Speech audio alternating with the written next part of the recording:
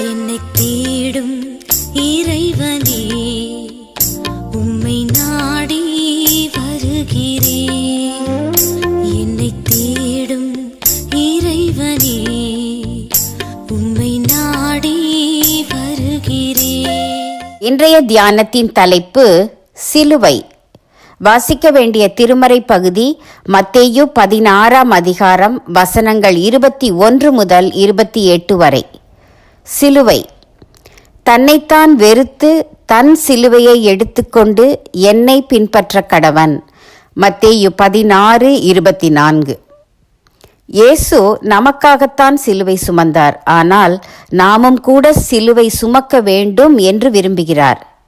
இப்போது சிலுவை என்பதை நாம் எப்படி பொருள் கொள்வது?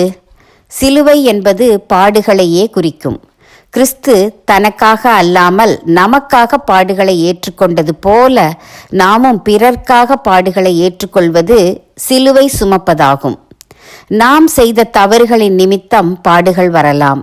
நாம் இவ்வுலக வாழ்வில் முன்னேறுவதற்காகவும் பல பாடுகளை ஏற்கலாம். இவையெல்லாம் சிலுவை சுமப்பதாகாது.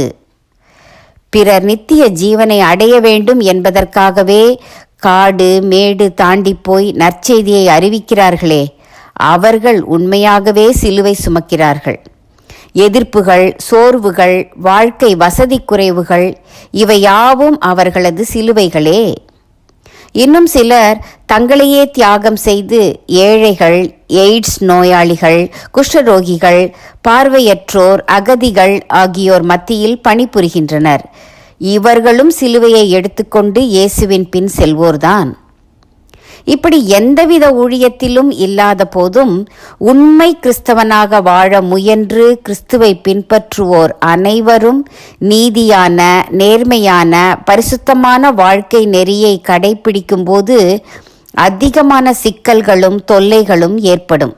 எடுத்துக்காட்டாக, லஞ்சம் வாங்க வாய்ப்புள்ள அலுவலகத்தில் பணிபுரியும் தேவனுடைய பிள்ளை லஞ்சம் வாங்க மறுத்தால் எல்லாருடைய வெறுப்புக்கும், கோபத்துக்கும், சதிகளுக்கும் ஆளாகக்கூடும். அதுவே அந்த மனிதர் சுமக்க வேண்டிய சிலுவை. சிலருக்கு இல்லறத்தில் வாய்க்கும் துணைவரே சிலுவையாகி போகிறார். நன்மை செய்து துன்பம் அனுபவிக்க நேரிடுமாயின் அதுவும் சிலுவை சுமப்பதே. சிலுவை சுமக்க பொறுமையும் தாழ்மையும் தேவை. சிலுவை சுமப்பது கடினமே ஆயினும் கிறிஸ்து நம்மோடு சேர்ந்து சுமப்பதால் எளிதானதாக மாறிப்போகும்.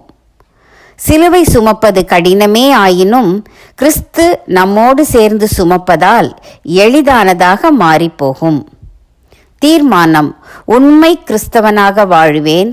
கிறிஸ்துவை அறிவிப்பதால் வரும் துன்பங்களைக் கண்டு அஞ்ச மாட்டேன்.